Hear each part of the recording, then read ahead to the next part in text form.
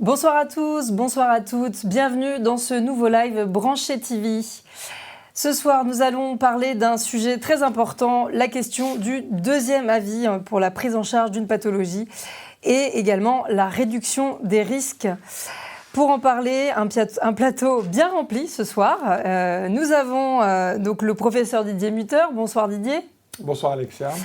Didier qui est donc notre directeur du pôle en chirurgie digestive viscérale, chirurgie on va dire générale. À ma gauche également le docteur Antoine Watrelot, que vous avez déjà vu aussi sur de nombreux lives. Bonsoir Antoine. Bonsoir Alexia. Antoine qui est gynécologue, chirurgien gynécologue et directeur du pôle gynécologie chez Branchet. Nous avons à distance Frédéric Saillant, qui est peut-être connecté, on ne sait pas, mais en tout cas, voilà, il nous entend. Salut Fred. Je vous entends très bien. Bonsoir à tous. Bonsoir Alexia. Fred qui est notre directeur du pôle en orthopédie qui intervient ce soir. À ma droite, Dr. Graham Billingham from USA. Bonsoir Alexia. Hello Graham. Graham qui est donc le directeur médical de MedPro, leader dans l'assurance des médecins aux États-Unis et partenaire de Branchet, bien sûr. Et enfin, Pauline Dorgeval. Bonsoir Pauline. Bonsoir Alexia. Pauline qui a cofondé le service deuxièmeavis.fr dont nous parlerons dans quelques instants. Merci d'être avec nous et comme d'habitude, si vous avez des questions, vous connaissez la musique, vous tapotez sur le chat et on y répondra tout au long de la soirée. Alors, le deuxième avis, vaste sujet, bien sûr. Je vous propose donc de démarrer avec quelques chiffres qui nous viennent de nos amis américains, justement. Alors, la data, jusqu'à présent, il y a plusieurs études, bien sûr, qui disent que les bénéfices du deuxième avis, ça améliore la précision du diagnostic. Et une étude clinique Mayo, constate une baisse des erreurs diagnostiques de 25,8%, donc presque 26% quand un deuxième avis est demandé. Donc voilà, il y a aussi un impact sur la prise en charge de pathologies lourdes, graves, complexes où le pronostic vital peut être engagé. Et donc dans ce cas-là, par exemple dans le cadre des cancers, on constate que 28% des patients qui ont recours à un deuxième avis ont un diagnostic plus précis, ce qui peut bien sûr entraîner un changement dans le traitement, dans la prise en charge, côté médecin et côté patient bien sûr. Dans les datas américaines également, vous voyez sur l'écran d'autres chiffres intéressants. Donc 61% des spécialistes qui donnent leur deuxième avis peuvent considérer justement l'indication opératoire du premier avis initial non justifiée. Et donc ça pourrait avoir une incidence sur les réclamations dans plus de 50% des cas. Et enfin, d'une manière générale, donc la littérature dit que dans 15% des cas, un deuxième avis, c'est un changement de diagnostic, donc un diagnostic plus précis. Et dans 37% des cas, un changement de traitement. Et quand les deux sont combinés, donc à la fois changement de traitement et diagnostic plus précis, ça concerne 11% des cas pour ce deuxième avis. Voilà, je crois que c'est tout pour ces premiers chiffres. Justement, Graham, je m'adresse à vous ce soir en premier. Pardon, j'avais une première question au départ. Alors, à chaud comme ça, côté français, Antoine, une réaction sur ces chiffres qui sont plutôt pro-deuxième avis, là, quand même. Hein. Clairement. Voilà. Clairement. Là, je crois que là, il n'y a pas de discussion possible. Hein, vu le nombre de patientes, en plus, je crois que c'est un grand nombre de patients. Je crois que là, c'est très clair. Le deuxième avis, c'est quelque chose d'intéressant. C'est sûr. Et vous, Didier, c'est pareil, c'est quelque chose qui était jusqu'à maintenant très tabou en France. On allait voir son médecin, on avait un avis, et une fois que le médecin donnait un avis, il y avait une crédibilité dans ce que disait le médecin, et on se rend compte qu'il devient indispensable, et ça rentre petit à petit dans la culture des gens d'aller chercher un avis complémentaire, et tout le monde l'admet. Aujourd'hui, ça n'est pas un signe de défiance, c'est simplement la logique et la continuité des réseaux sociaux, d'Internet, et les gens, ils lisent plein de choses, ils ont plein de nouvelles idées, ils veulent absolument confronter ça à d'autres médecins. Merci Didier. Alors, je m'adresse maintenant à Graham. Alors, Graham, thanks for being with us tonight, first, because you traveled from California. Merci beaucoup. Voilà, et vous parlez français en plus. Alors, est-ce que les chirurgiens aux États-Unis, ils ont vraiment tendance à adresser leurs patients à un deuxième médecin, donc pour un deuxième avis? Comment ça se passe et quels sont les freins? Are there any barriers for this? Je parlais en anglais. Oui, speak English, don't worry. I think that the studies that you've just shown are supportive of getting a second opinion. Yes. Not in every case. So I think my surgery colleagues would say, if you have appendicitis, you don't need a second opinion. Where our data and the published data has shown the most beneficial impact is with complex diagnoses or complex procedures where it's good to get a group of people. For example, we do case conferences where you have the surgeon, the oncologist, the pathologist, to make sure that you have an accurate diagnosis and the treatment plan. And our experience has been in those settings that if you get second opinion, that you can improve the diagnosis, the accuracy, and sometimes you may change the treatment plan based on the second opinion. The barriers for us, we have deserts, medical deserts like you do, is sometimes there is not a consultant available. Sometimes the cost for the patient is very expensive. And I would also say that sometimes the patients are elderly or there's a communication barrier that makes it more difficult. Probably the biggest one is some patients and some doctors are uncomfortable asking for a second opinion. And I think in general, second opinions are good medicine, they're safer medicine, and they make diagnosis and treatment plans better. Yes, thank you, Graham. You have also economic differences between France and the US in the cares. Yes, certainly in the private sector, and that has been a barrier because it can be expensive if people have to travel or to go to get a consultation for second opinion, and also you have to get approval from insurance companies. So it is a little bit different. It is potentially another barrier in the United States. Thank you, Graham. On parlera plus tard aussi des biais que peuvent avoir les médecins et les patients en fonction des catégories socio-professionnelles. Il y a déjà une remarque de Thierry Favier, bonsoir docteur Favier, qui dit « En France, on est frileux car le chirurgien a peur de perdre un client ». Antoine, une réaction sur cette première remarque? Oui, je pense que c'est vrai. Je pense que parfois, il y a certainement des chirurgiens qui se disent qu'une deuxième opinion par un autre chirurgien risque fort que la patiente disparaisse. Et là, je pense que c'est une question de déontologie. Je dirais aussi qu'il y a quand même aujourd'hui des freins qui ont été mis par les professions. La profession générale, je vois dans la mienne, c'est la pratique de ce qu'on appelle la RCP, les réunions de concertation pluridisciplinaire, qui sont une forme de deuxième avis, puisque le dossier est soumis à un groupe d'experts multidisciplinaires. Et dans ces conditions, clairement, des errances diagnostiques peuvent se corriger. Mais ce n'est pas dans toutes les pathologies, bien sûr. Merci Antoine. Pauline d'Orgeval, merci d'être avec nous ce soir également. Merci pour l'invitation. Vous avez lancé donc le service deuxièmeavis.fr en 2016 suite à une pathologie qui touchait votre enfant, votre fils. Est-ce que vous pourriez nous raconter la genèse de cette entreprise qui est une entreprise à mission ? Oui, bien sûr. Donc, effectivement, moi, mon fils était suivi à Necker pour une scoliose. Et en fait, le chirurgien, quand il nous a dit « Écoutez, pour moi, il faut opérer, mais je vous conseille de prendre un deuxième avis parce que l'opération est risquée, j'ai besoin d'avoir l'adhésion de la famille. » Et en fait, on est ressorti de ce rendez-vous en ayant encore plus confiance dans ce médecin. Mais malgré notre réseau médical et nos copains médecins, on a quand même mis 10 jours à identifier un autre expert en scoliose infantile, 4 mois pour obtenir le rendez-vous. Et il se trouve que mon fils est déficient intellectuel et autiste et donc a fait une énorme crise d'angoisse avant de rentrer dans l'hôpital. Et donc je suis arrivée devant le médecin avec le dossier et le dossier complet.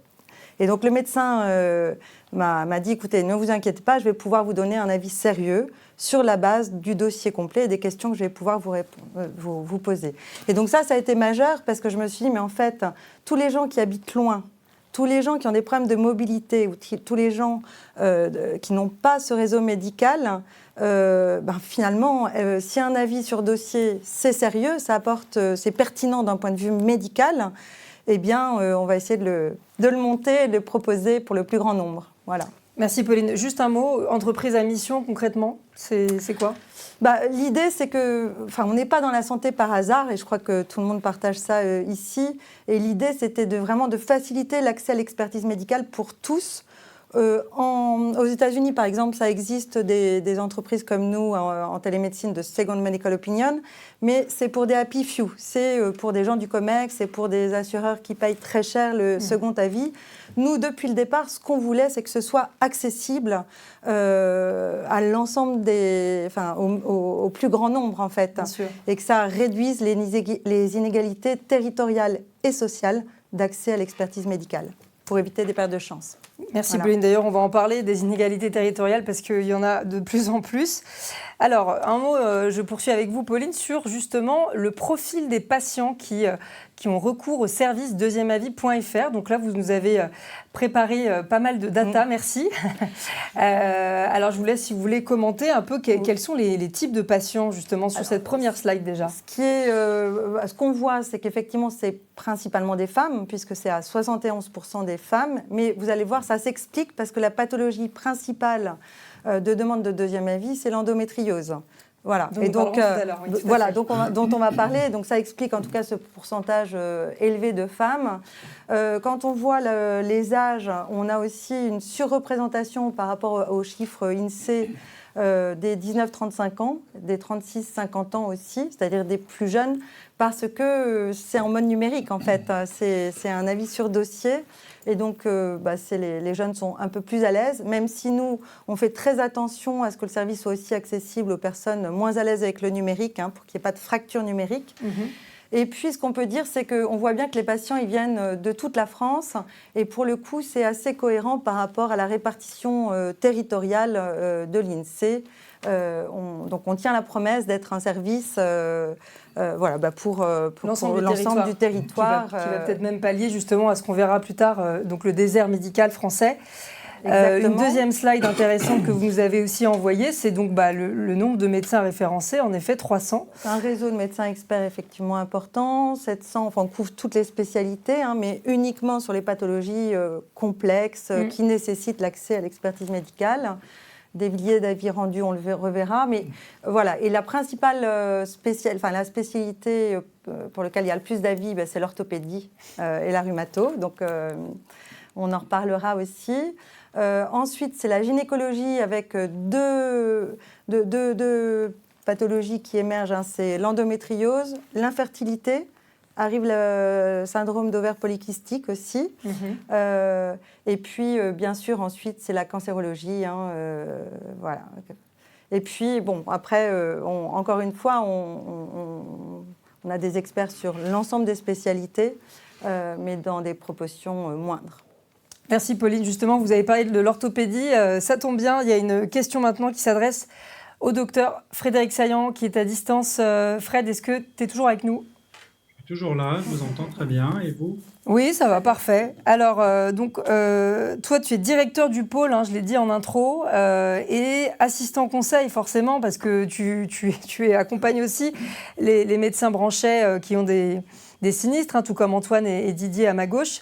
Et donc, comme on parle de l'impact du deuxième avis dans la question de la sinistralité, la question que je vais te poser, c'est dans les dossiers que tu as eus, dans quel cas un deuxième avis aurait été pertinent, justement, pour éviter le médecin d'être mis en cause, par exemple, ou même responsable ? Oui, c'est une très bonne question. Alors ça rejoint d'ailleurs tout à fait la littérature. Je vais citer comme ça ce papier dans BMC, qui est une revue, donc un papier de 2017, qui fait une étude prospective sur plus de 500 patients qui sont dans cette étude, qui consiste à donner un deuxième avis systématiquement pour ces patients qui ont une indication opératoire en chirurgie du rachis.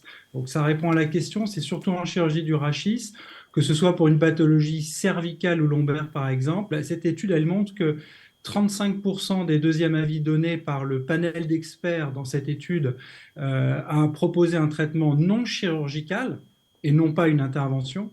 Et pour 5% des patients, il y avait en fait une pathologie qui n'était pas d'origine vertébrale, ce qui fait au total 40% des patients de l'étude, ce qui est quand même énorme, pour lesquels il n'y a pas d'indication à opérer. Voilà, donc on le voit bien à travers cette étude et aussi dans notre expérience chez Branchet, la pathologie rachidienne, vertébrale en général, est vraiment au cœur de la cible finalement du deuxième avis et de l'intérêt du deuxième avis, à la fois parfois pour redresser ou corriger un diagnostic ou pour redresser ou proposer une alternative thérapeutique à ce qui a été proposé. Et d'ailleurs, ça t'est arrivé, tu fais partie des 300 médecins référents sur le service deuxième avis. Et du coup, est-ce que tu as un exemple en tête de dossier pour lequel tu as été consulté, soit en chirurgie du rachis, soit même dans ta spécialité membre inférieur supérieur, pardon. Oui, typiquement ça, j'ai le souvenir aussi d'un dossier en particulier, ça va rejoindre les statistiques qui ont été montrées à l'instant. Notamment sur la cancérologie. En fait, quand il y a un dossier pour lequel il y a une lésion, par exemple, je me souviens d'une lésion autour du genou, avec un diagnostic qui n'est pas évident sur l'imagerie, ça ne ressemble pas à un kyste banal articulaire. Là, il y a véritablement un doute diagnostique avec une lésion tumorale plus agressive. Et là, l'intérêt d'un deuxième avis est évident. On va à ce moment-là orienter le patient vers une équipe spécialisée, par exemple en pathologie tumorale, pour avoir recours, comme l'a dit tout à l'heure Antoine Watrelot, par exemple, à une discussion de RCP.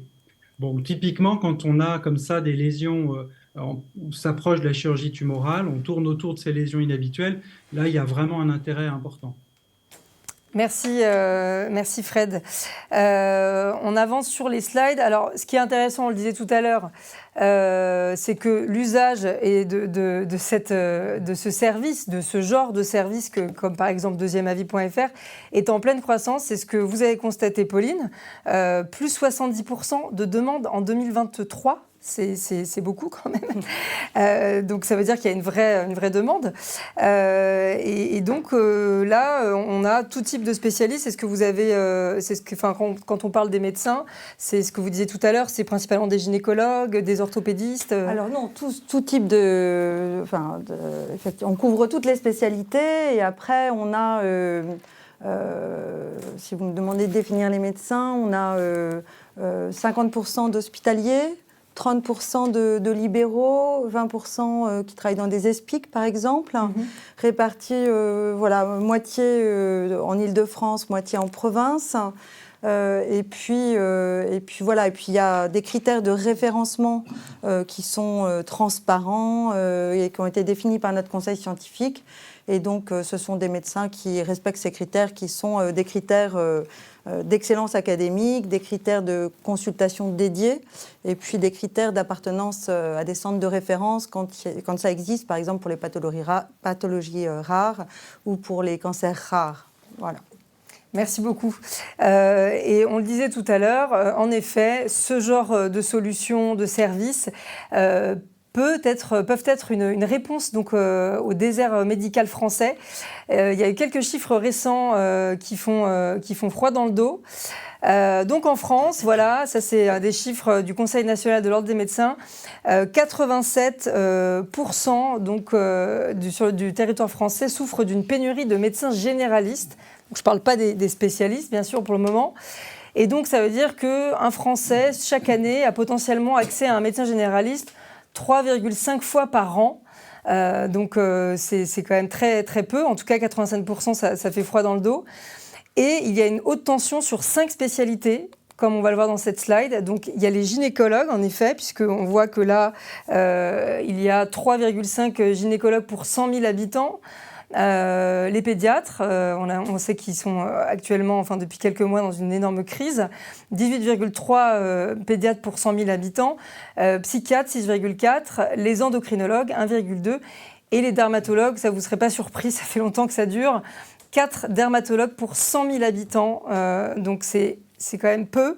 Et comme nous avons un gynécologue avec nous, Antoine, je m'adresse à vous maintenant. Donc, vous êtes gynécologue et spécialiste de l'endométriose.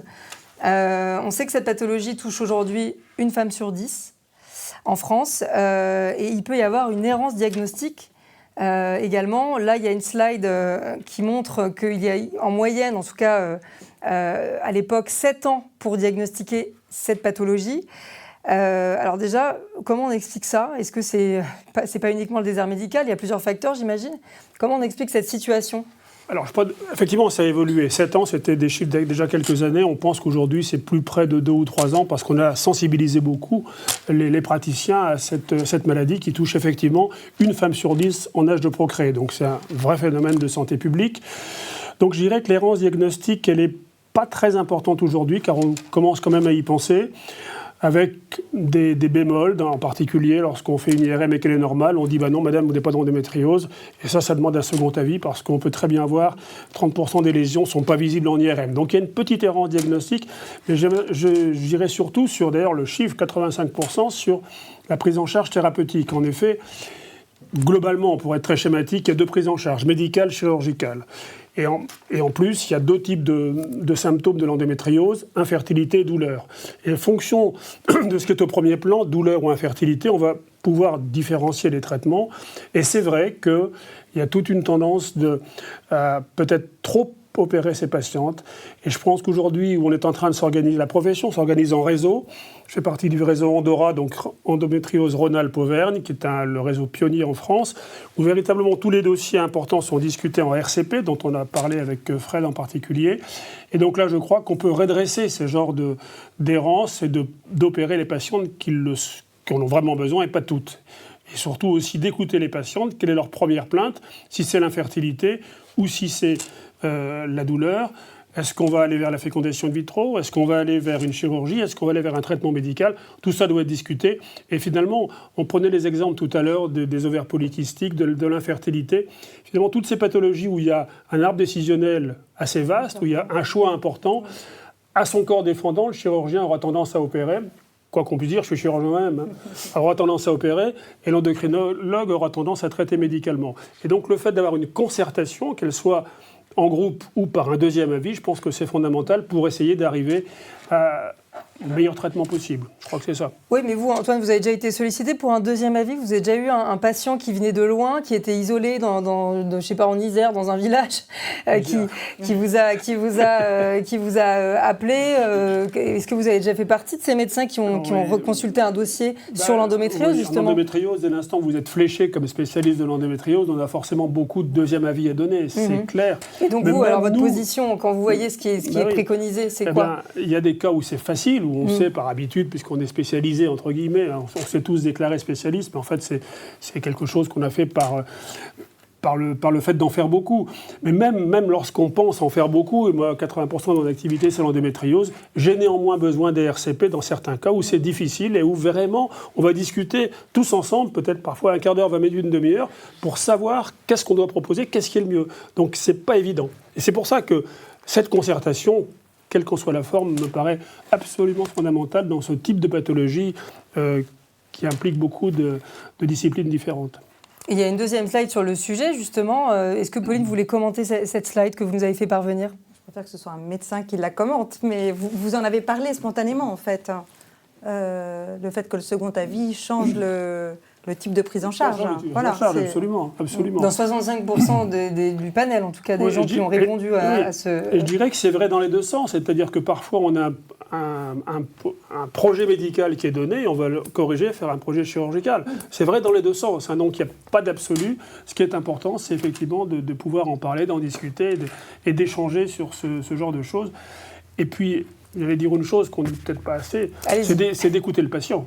Ouais. Parce que nous, on travaille beaucoup sur ce qui importe aux patients. Et effectivement, dans une endométriose, il y a une question fondamentale. Qu'est-ce qui est le plus important, la douleur ou l'infertilité? On est surpris de voir des patientes qui vont mettre l'infertilité au premier plan alors qu'on a l'impression qu'elles sont très douloureuses. Eh bien, ça s'entend et il faut en tenir compte dans la décision qui forcément est une décision partagée avec le patient. Ça, je crois que c'est tout à fait fondamental. Et Pauline, vous parliez, quand on a préparé ce live, vous parliez d'un sujet important dans le cadre du diagnostic de l'endométriose. C'était notamment ces radiologues qui se sont vraiment spécialisés dans l'analyse de l'imagerie pour savoir si c'était une endométriose ou pas. C'est ce dont vous avez spontanément parlé, en fait. Il y a beaucoup de de radiologues qui ne sont pas spécialisés et qu'on va dire il n'y a pas d'endométriose. D'où l'errance diagnostique qui était 7 ans avant, oui, absolument. Le fait d'accéder à des radiologues, faire de relecture d'IRM pelvienne, alors ce que nous, on peut proposer par des radiologues spécialisés. Maintenant, il y a énormément de gynécologues qui nous envoient leurs patientes, en fait. C'est relecture d'IRM pelvienne sur deuxième avis, parce qu'ils savent que ce sont des radiologues spécialisés et que donc, déjà, ça évitera un certain nombre de diagnostics erronés. L'IRM, c'est fondamental. Il y a des très grosses différences entre les gens spécialisés ou ceux qui ne le sont pas. Et les gens qui vont dire pas la peine de faire une IRM, faites d'abord une radio. L'accès aux IRM est aussi inégal en France. C'est un autre problème. Ça, c'est encore un autre problème. En tout cas, le service deuxième avis sur cette question de l'imagerie peut faire gagner du temps aux patients, exactement. En tout cas en les mettant en relation et aux médecins. On est vraiment dans une... Surtout que ça peut se faire numériquement, on n'est pas obligé d'être présent pour ça. Les images, c'est transmissible. On ne peut pas relire une échographie, mais une IRM pelvienne. L'IRM, il n'y a pas de problème. Et dans vos dossiers, Antoine, est-ce que vous avez des dossiers en tête, peut-être, où le deuxième avis aurait été une bonne option pour peut-être éviter une réclamation ? Oui, alors, pour éviter une réclamation, c'est toujours difficile de faire exactement... Un des facteurs, en tout cas, pas le seul, mais est-ce que c'est systématique ? Est-ce que c'est en gynéco ? Systématique, non, mais enfin, on voit des dossiers dans lesquels on se dit, nom d'un chien, si on avait réfléchi un petit peu plus avant de faire tel ou tel geste, peut-être qu'on aurait pris un peu de distance et on n'aurait pas fait la bêtise d'opérer, par exemple, une endométriose sévère. C'est pluridisciplinaire. Et on voit, ça nous arrive vraiment souvent, de voir un malade qui a été opéré par un gynécologue qui n'est pas très spécialisé, il tombe sur une grosse lésion digestive, il va battre en retraite, mais il a déjà tout disséqué, donc quand on va reprendre derrière dans une équipe pluridisciplinaire, ce sera beaucoup plus difficile. Il n'y a pas forcément de mise en cause à la suite de ça, mais c'est quand même dommage. On aurait pu d'emblée mieux orienter, mieux flécher les patientes. C'est une intervention inutile qu'on aurait pu éviter. On en a encore une hier comme ça. Donc, je veux dire, c'est des choses qui arrivent, ça, oui. Merci. Il y a une question, je ne sais pas si ce sera plutôt dans la troisième partie de ce live qu'on y répondra.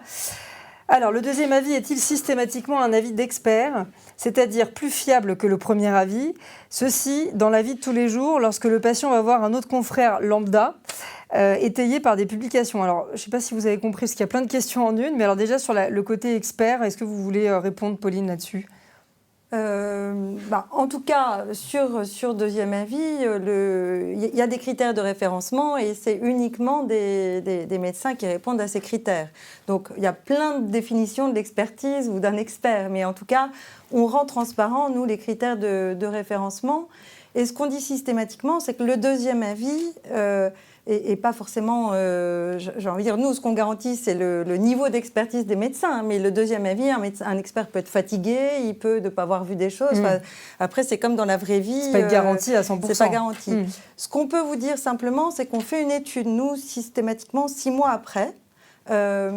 Et donc, on a en moyenne 25% de divergence sur toutes les spécialités.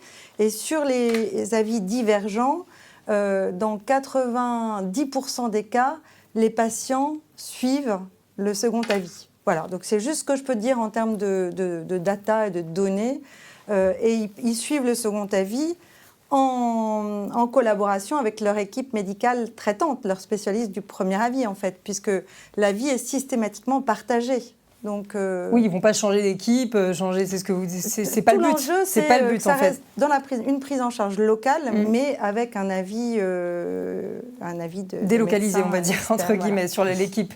Un mot, Didier, j'avais d'autres questions pour vous. Vous inquiétez pas. Non, mais c'est juste, et ça n'est jamais le praticien du deuxième avis qui prend en charge le patient. Ça fait partie de la règle. Donc ça n'est pas une chasse de recrutement. Voilà. C'est important de le dire. Oui, c'est important évidemment. de le dire. Non-captation de patientèle, oui. Voilà. Justement, vous parliez, Pauline, de convergence-divergence. On a 3 slides là que vous avez également transmis et qui sont intéressantes, notamment sur les pourcentages convergence-divergence. Donc, est-ce que vous voulez en dire un mot également ? Ce que je peux dire, c'est que la convergence-divergence, c'est très différent en fonction des familles de pathologies. Ça va être plus important, effectivement, sur la chirurgie, notamment l'orthopédie ou la cardio. Endométriose, on en a parlé. Et la cancérologie, où justement c'est l'avis de plusieurs, c'est un avis déjà collégial, c'est moins important, puisqu'il y a moins de divergences. Et donc finalement tout ça, c'est assez cohérent.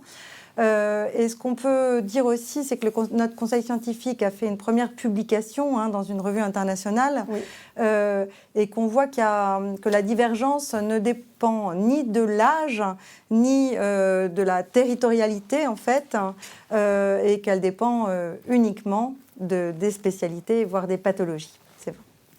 Il y avait d'autres slides, effectivement, sur mai 2023 également, que vous nous avez fait parvenir. Est-ce que vous souhaitez... C'est-à-dire qu'on vient de nous mettre une nouvelle grille d'évaluation de la convergence-divergence, parce qu'on avait beaucoup de questions, en fait, là-dessus. Et donc, on a séparé la partie diagnostic et la partie prise en charge, la partie chirurgie, la partie médicale et la partie radio-imagerie.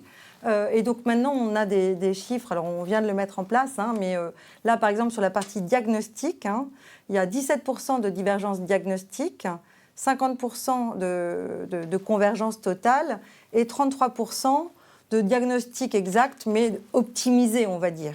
Voilà. Et il y a une dernière slide à ce sujet également. Et sur les traitements, donc il y a 24% de divergence de traitement, 36% de convergence, 6% où finalement c'est un premier avis, enfin où le premier avis, non c'est pas un premier avis, le premier avis n'est pas connu, et puis 34% où il n'y a pas de divergence, c'est simplement qu'il y a plusieurs possibilités et que ça donne lieu à une discussion en fait. Est-ce que ces chiffres, ça vous parle, Antoine, Didier, quand vous voyez ces chiffres-là de deuxième avis, est-ce que ça vous étonne pas ? Logique. Logique ? Je pense que c'est effectivement des chiffres qui correspondent à la fois à ce qu'on entend avec des deuxièmes avis qu'on peut donner par le site de deuxième avis et parfois par nos fonctions universitaires en particulier où on est déjà très souvent soumis. Et effectivement, je suis d'accord, très souvent il y a une convergence, le patient veut être réassuré et la faiblesse parfois c'est qu'on ne lui a pas assez donné les alternatives au traitement. Le médecin lui donne une option et le patient est content de savoir qu'il y en a deux. C'est pas pour ça qu'il change d'avis, qu'il y en a d'autres. Il peut faire un choix plus éclairé par rapport à son choix de vie. Et on en parle avec la cancérologie par rapport aux conséquences de certains traitements. Et alors justement, vous Didier, dans le cadre des dossiers que vous avez eus en sinistre chez Branchet, dans votre spécialité, chirurgie digestive viscérale, est-ce que vous avez en tête, quels sont les dossiers, on va dire, les plus fréquents hors bariatrie, on en parlera après, où le deuxième avis également aurait été indiqué ? Alors, en viscéral, c'est essentiellement des dossiers de cancérologie et des dossiers où si le traitement proposé au patient est potentiellement indiqué, il y a vraiment un défaut de prise en compte des alternatives thérapeutiques. Faut-il ou pas mettre une colostomie chez un patient opéré d'un cancer du rectum ? C'est valable surtout pour les chirurgies très lourdes. On sait qu'il y a des discussions sur les résections de l'œsophage dans les cancers de l'œsophage. Il faut absolument dire au patient quelle est la conséquence de cette chirurgie et où il va aller. Et beaucoup de patients, en fonction de l'équipe où ils sont, n'ont pas les discussions thérapeutiques sur les conséquences possibles des traitements. Et là, je pense que le deuxième avis un deuxième avis qui ne sera en aucun cas une prise en charge thérapeutique, permet d'être beaucoup plus objectif. Et alors, il y a une... Merci Didier. Il y a une précision du docteur Trizna qui dit « Je ne parle pas de deuxième avis qui sélectionne ses médecins. Au quotidien, les patients vont voir un autre confrère pour un deuxième avis dans la région, avec donc la même question qui se pose. » Je ne sais pas si c'est clair pour vous, parce que à la fin... Est-ce que vous pouvez préciser quelle est votre question, docteur, claire et nette ? Parce que là, c'est peut-être un peu trop détaillé, et bien sûr, nous y répondrons. Et je voulais savoir également, Didier, si vous, comme vous faites partie des médecins référencés sur ce service deuxièmeavis.fr, si vous aviez également en tête un dernier avis sur une pathologie, où là, pour le coup, vous aviez un avis très différent de votre confrère. L'avis différent, je ne l'ai pas obligatoirement. Aujourd'hui, je n'ai pas eu d'avis très différent sur la prise en charge thérapeutique sur deuxième avis. Ça m'est arrivé d'en avoir dans ma pratique de deuxième avis universitaire. Par contre, ce que je regrette le plus, c'est effectivement le manque de discussion des alternatives thérapeutiques et des contraintes liées aux choix proposés aux patients. On sait qu'il y a des traitements pour certains cancers qui peuvent être chirurgicaux ou non chirurgicaux, avec effectivement des différences de qualité de vie, peut-être même de résultats au bout de quelques années. Il faut l'exposer au patient. Aujourd'hui, le patient est capable d'entendre ces différents avis. Et j'ai un cas de figure où le patient a changé d'avis peut-être pas pour une prolongation de durée de vie, mais certainement une modification significative de sa qualité de vie, qui était le domaine qu'il voulait privilégier. Et aujourd'hui, les études et les Américains ont été en avance sur nous, ce qu'on appelle les PROM, les Patient Related Outcome Measurements, c'est-à-dire en fait, qu'est-ce qui vaut la peine pour vous ? Eh bien, ça devient une prise en compte qui existe, qui n'existait pas il y a quelques années où la décision première était la voie du bon Dieu. Mais il y a quand même des spécialités, Didier, où pour le coup, il n'y a vraiment pas de deuxième avis. Ce n'est pas une pratique très courante, notamment en bariatrie. Le congrès de la SOFCO a commencé à Grenoble aujourd'hui. Il y a beaucoup de choses à dire sur le risque en bariatrie. On ne va pas parler de ça toute la soirée, mais sur la question du deuxième avis dans la prise en charge d'un patient obèse, est-ce qu'on l'opère, est-ce qu'on attend, est-ce qu'il va voir un psychiatre avant pendant 6 mois, un nutritionniste? Ça, c'est des questions qui ne se posent pas toujours. Ça, c'est la prise en charge, mais aussi le deuxième avis, est-ce qu'on l'opère ou pas? Et c'est une chirurgie à haut risque quand même. Alors le paradoxe de la chirurgie de l'obésité, c'est qu'une fois que le patient a fait la démarche de vouloir être opéré, il ne se pose plus la question. Et le risque, il existe pour le chirurgien, il existe potentiellement pour l'assureur, le cabinet branché, mais pour le patient guidé par les réseaux sociaux qui pense qu'il se fait opérer lundi parce qu'il a 5 minutes et que mardi ça ira mieux, il va maigrir, il n'y a pas de question complémentaire. Je vais prendre mon comprimé de gastric bypass avec ma chirurgie. Donc il n'y a pas de question sur la chirurgie. Donc à partir de là, il n'y a pas de deuxième avis. On aura peut-être, et ça c'est l'évolution qui est en train d'être présentée au congrès de la chirurgie de l'obésité, on est en train d'avoir une migration des indications chirurgicales qui sont vers les réopérations après échec, puisqu'on sait qu'au bout de 3 à 7 ans, l'effet même des chirurgies diminue chez beaucoup de patients. Beaucoup de patients sont réopérés, on leur propose des réopérations, et je pense qu'on va voir arriver des deuxièmes avis après échec de la première prise en charge. Ouais. Et du coup, sur ces patients-là, il n'y a pas du tout de doute. Pour eux, ils veulent tellement maigrir en fait, que la question ne se pose pas. C'est ça que vous dites en fait. Ah oui, pour le premier avis, ils ne posent pas de questions. Ils ont en tête et ils ont décidé quel type d'intervention ils veulent. Et ils ne vont pas chercher une discussion sur une alternative thérapeutique, sur une autre prise en charge. Ils savent ce qu'ils veulent et pour eux, il n'y a pas de deuxième avis pour une première intervention. Est-ce que c'est le cas, Antoine, dans l'infertilité? Est-ce que les femmes qui veulent à tout prix être enceintes, justement, elles foncent vers la FIV alors qu'elles pourraient demander un deuxième avis? Alors c'est vrai, il y a une tendance lourde d'aller vers la fécondation in vitro pour plusieurs raisons. D'une part parce que ça semble pour les patients être quelque chose de plus rapide. Pas toujours le cas, c'est-à-dire qu'une fécondation in vitro réussie, c'est fantastique, c'est rapide et ça marche très bien. Par contre, quand l'échec arrive, et il faut rappeler quand même que globalement, le taux de succès en FIV par tentative, c'est 35%, donc ça veut dire 65% d'échecs, et c'est là où le problème commence. Et c'est là où on se dit que, malheureusement, on a peut-être parfois envoyer les patientes en FIV trop rapidement, en ne regardant pas les autres options, comme par exemple la chirurgie des trompes, c'est un exemple, il y en a d'autres, et que il faut, je pense, c'est toujours pareil, c'est peut-être une question de second avis, une question de discussion avec la patiente, d'information, comme vient de le dire Didier, sur les alternatives, en disant d'accord, la FIV c'est bien, c'est magnifique, c'est fantastique, mais il y a des échecs, et il y a beaucoup d'échecs quand même, et donc de savoir expliquer, alors c'est vrai que ça prend du temps, on a dit qu'il y a peu de gynécologues, donc je pense aussi que c'est toujours un problème, c'est que peut-être on n'a pas toujours le temps d'expliquer les choses, mais ça fait partie des choses importantes, et en matière d'infertilité, on voit alors très très souvent des errances où des gens sont passés en fécondation in vitro avec des échecs répétés, on ne s'est jamais reposé la question, et tout d'un coup on trouve qu'il y a par exemple un exemple, une trompe bouchée qu'on pouvait facilement déboucher, par exemple. Mais il y a d'autres exemples comme ça, et c'est bien dommage, parce que c'est le patient qui perd son temps, et on rappelle quand même qu'en infertilité, le temps est compté, puisque la période de fécondité n'est pas illimitée, bien sûr. Donc ça, c'est un vrai problème. Merci Antoine. Graham, in the USA, do you notice some specialties where there is no second opinion at all, like bariatric surgery or other ones? Do you have any examples or knowledge about it? So we did a study. We looked at, between 2010 and 2022, we looked at 10,000 claims. And we studied what were the contributing factors, what were the things that contributed to the claim. For second opinion, most of it was actually in medicine. And my specialty, for example, emergency medicine, that was 75%. And the question was, did you get a consult or did you delay? Was there a failure to get a consult, even if one was available to you?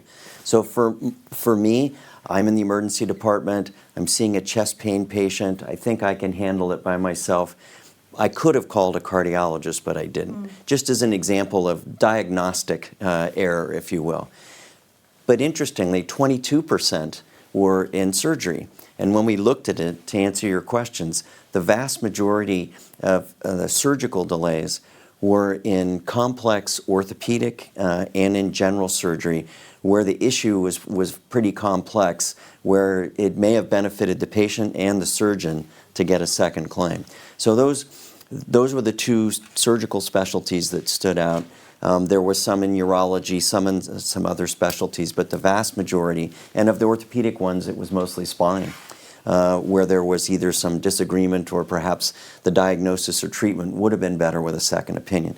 So I think the important lesson there is it's something to consider when you're dealing with complex patient or diagnosis, and it could potentially help in the prevention of malpractice claim if there's a bad outcome. Thank you, Graham. Surtout que dans la chirurgie du rachis, c'est fait partie des spécialités à chaque fois où il y a une sinistralité très élevée avec des sinistres très chers. Donc effectivement, Frédéric, un mot là-dessus peut-être, sur ce qu'a dit Graham justement, sur le fait qu'il n'y ait pas de deuxième avis en chirurgie du rachis, en tout cas aux États-Unis, enfin très peu.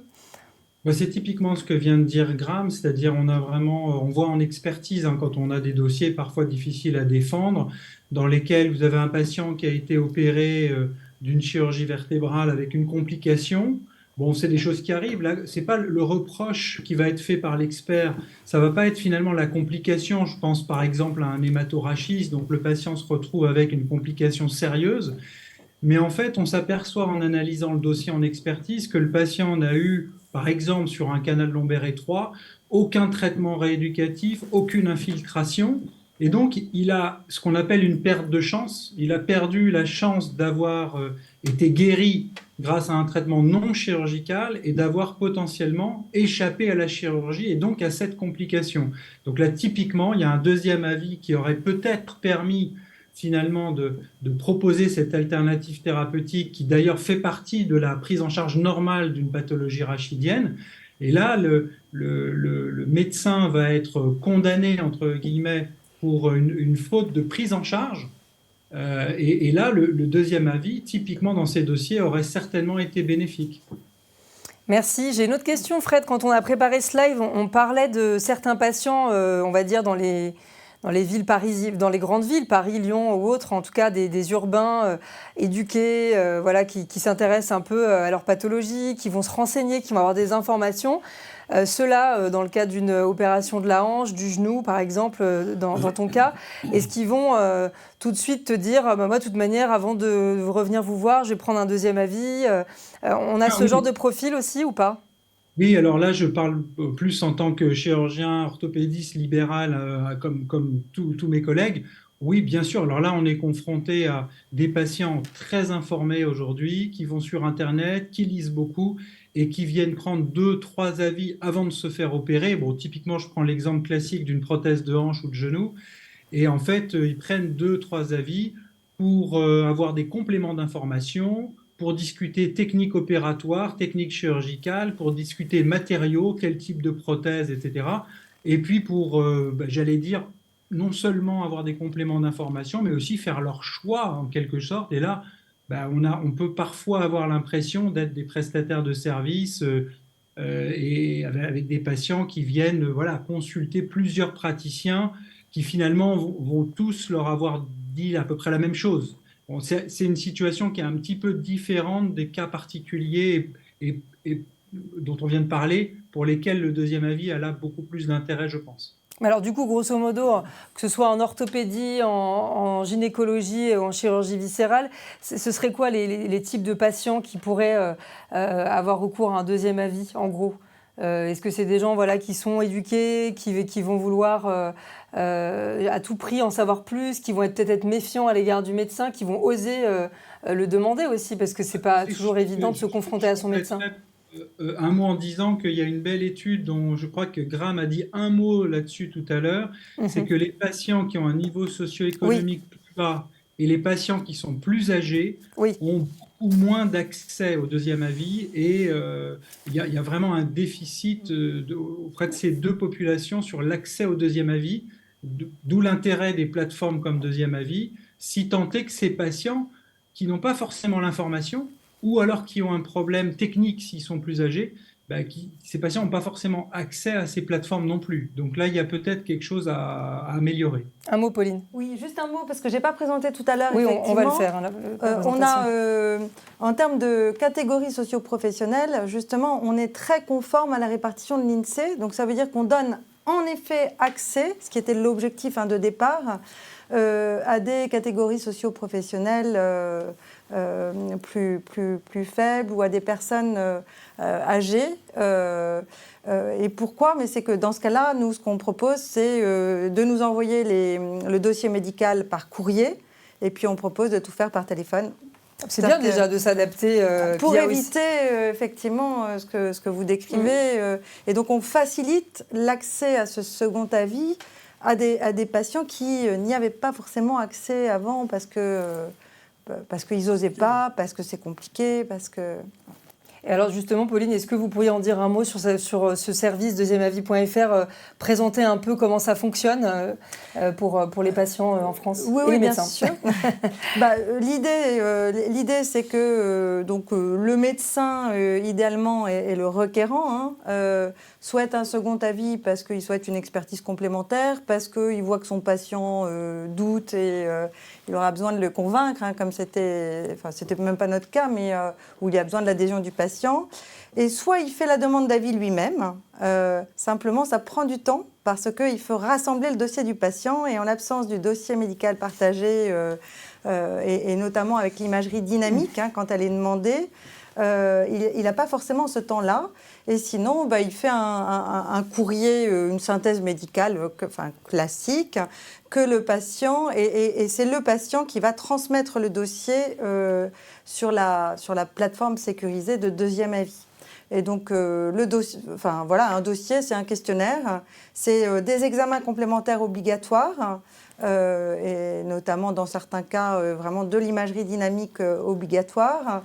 Et une fois que l'ensemble du dossier est complet, à ce moment-là, c'est validé, c'est transmis à un des médecins experts référencés sur la pathologie ou au médecin que le patient ou que le médecin aura préalablement choisi. Et le médecin expert analyse le dossier et rend son avis sous forme de compte-rendu écrit en moins de 7 jours. Et ce compte-rendu est systématiquement envoyé au médecin requérant et bien sûr dans l'espace sécurisé du patient. Merci Pauline. Et au niveau économique, ça marche comment pour les médecins, pour les patients, si justement c'est accessible au plus grand nombre ? Alors c'est accessible au plus grand nombre puisque c'est pris en charge dans les cadres des contrats santé ou prévoyance. Et donc il n'y a pas d'avance de frais, il n'y a pas de prise en charge. Donc c'est gratuit pour les patients. Okay. Voilà. Les médecins médecins, bien sûr, et pour les médecins qui le font en direct ou qui envoient leurs patients. Et les médecins qui, eux, justement, se prennent 7 jours ou en tout cas du temps pour analyser, ils sont rétribués pour ce travail ou Oui, bien sûr. Oui, ils sont rétribués à la vie, voilà. Ok, très bien. Merci. Justement, Fred, tout à l'heure, tu parlais de cette étude que j'ai là. Alors, on ne l'a pas mise dans les slides. Voilà, elle est ici. Donc, c'est une étude du journal israélien Health Policy Research qui titre en gros qu'obtenir un deuxième avis, ça dévoile aussi des inégalités dans la prise en charge des patients. Et c'est ce que tu disais, c'est qu'en fait, ils se sont rendus compte que dans certains types de patients qui sont des personnes d'origine modeste, en tout cas dans des catégories socio-professionnelles pas vraiment CSP+, on va dire, et qui sont des personnes âgées également, eh bien, le deuxième avis n'est pas vraiment une option pour eux. Et pire que ça engendre carrément des inégalités avec les autres patients. Graham, would you like to comment this abstract that we talked about previously about the patients that are poor and old in second opinion data? Well, I think the same problem in France is very much exists in the United States, which is that it's about access to care, getting everybody to be able to have access to care. We don't have enough doctors, we don't have enough nurses, so now things like telehealth services, getting second opinion via telehealth, for example, particularly for areas in the country where there's just no specialists. I think it's an important healthcare need, and unfortunately, people who don't necessarily have either financial access, a problem in the United States, or geographic access, how do they get the expertise that would provide them with safer, potentially, care? And particularly if we have a big problem with healthcare literacy. People don't understand medicine. It's always important for doctors to speak to patients, without using a lot of terminology. So I think it is a recognized problem. We're doing everything we can to expand access to care, but it is one of the huge barriers. And in general, I think it would be important to teach physicians how to communicate to patients and not to think of second opinion as somehow a bad thing. I think the studies show, our experience has been that second opinion in certain circumstances is better medicine. And I think that's an important thing to teach younger physicians as they come through. Not to look at it as a sort of badge of honor, I have to make this decision by myself, particularly if the patient has a complex diagnosis. Thank you, Graham. Est-ce que vous avez un mot à dire là-dessus, Antoine, Didier, justement, sur cette culture un peu en France, cette non-culture, on va dire, du deuxième avis, même si là, on voit que ça change, le fait que, voilà, on n'est pas tous enclins, en tout cas les médecins, pardon, à le proposer ou à essayer de savoir si ça intéresserait le patient ou la patiente d'en avoir un, surtout. Oui, c'est important, parce que je crois que, effectivement, ce n'est pas une habitude qu'ont beaucoup de médecins ou de chirurgiens de dire « n'hésitez pas à prendre la deuxième opinion ». Et alors, on est surpris de voir que lorsqu'on le fait, c'est quelque chose que je fais souvent, de proposer la seconde opinion, que les patientes souvent me disent « non, c'est pas la peine », parce que justement, on l'a proposé. Alors, c'est peut-être un peu dommage, parce que finalement, c'est pas parce qu'on l'a proposé qu'on a raison, enfin, que notre opinion était valable et que le deuxième opinion serait de toute façon à demander. C'est étonnant de voir que le simple fait de le proposer, souvent, les gens disent non, c'est pas la peine. Et moi, je leur dis souvent, mais attendez, lorsque vous faites des actes de la vie comme acheter une voiture, vous allez aller dans plusieurs garages, voir différents types de voitures, et quand on vous opère, un avis, ça vous suffit. C'est étonnant, il s'agit de votre peau, vous devriez regarder, vous devriez comparer, alors sans forcément faire le tour de tout le monde, parce que c'est compliqué, l'accès aux soins est compliqué, mais quand même, de prendre un deuxième avis. Simplement, on tourne autour de ça ce soir, je crois que c'est important, quoi. Graham, yes. There's a good example. There's a reason that there are two pilots in a plane. Yes, exactly. C'est vrai, bah oui, c'est vrai qu'avec l'exemple des avions, la boucle est bouclée. Alors, on a eu plusieurs commentaires entre-temps du docteur Trisna. Merci d'avoir précisé vos différentes questions. Donc, vous dites, le sujet cible des situations très diverses, cas complexes qui passent en RCP, c'est indispensable. Mais aussi des situations plus simples, prothèse de hanche, prothèse de genou avec des deuxièmes avis locaux, entre chirurgiens du coin, de diverses obédiences et pour lesquelles il est plus difficile de choisir l'avis.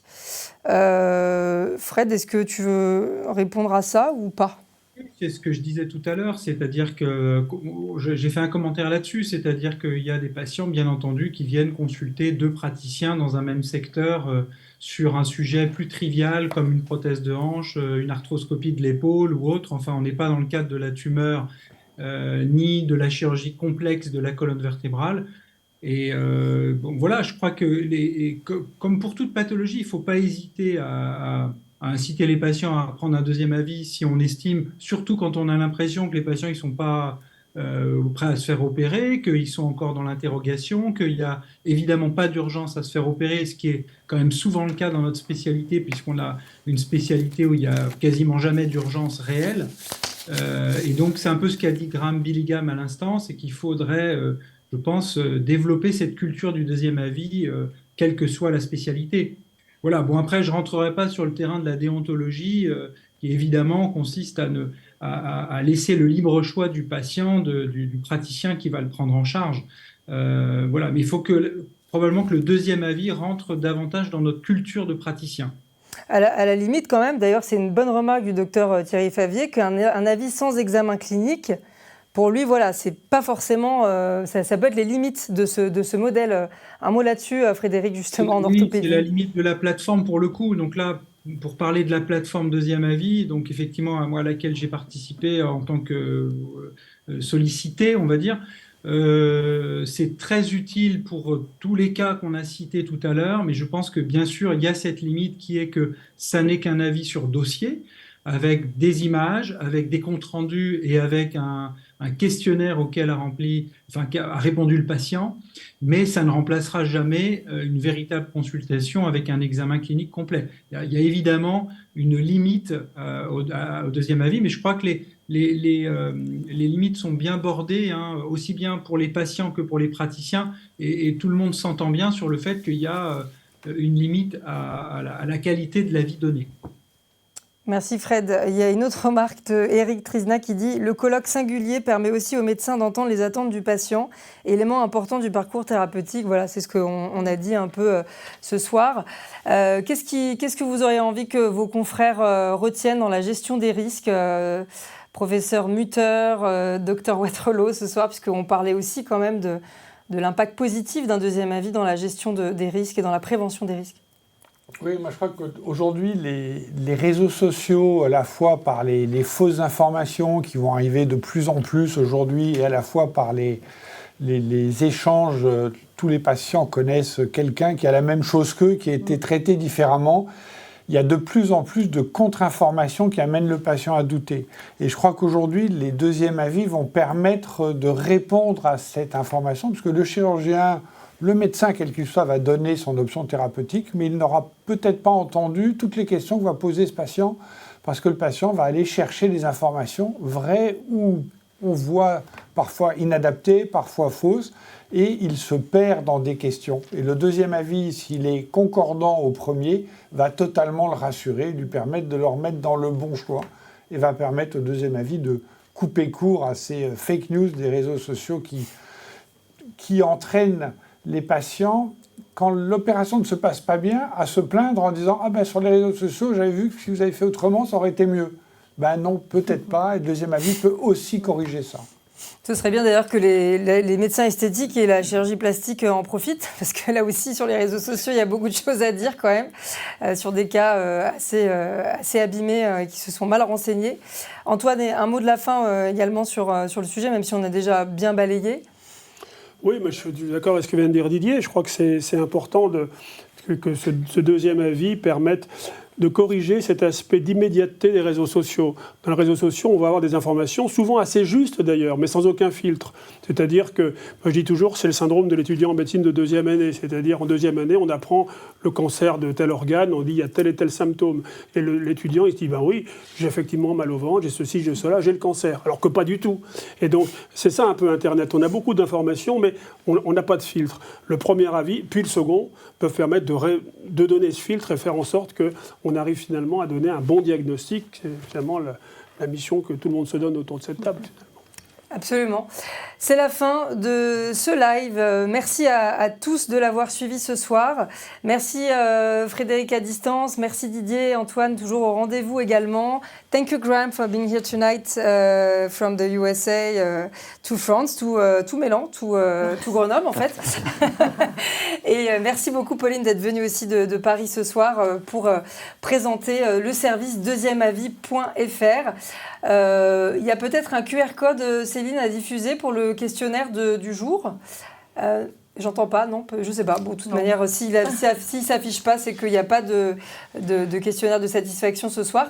En tout cas, on se retrouve le jeudi 15 juin à la même heure pour un live sur un sujet, là pour le coup, qui vous concerne également. L'information aux patients, le consentement éclairé. Vous serez avec nous, Antoine, d'ailleurs, pour en parler. Et ce sera l'occasion de vous présenter la plateforme Je Consens, qui est en train d'être déployée et testée par les médecins conseil Branchet et qui a pour objectif justement d'améliorer la traçabilité du consentement. Merci à tous, très bonne soirée et à bientôt.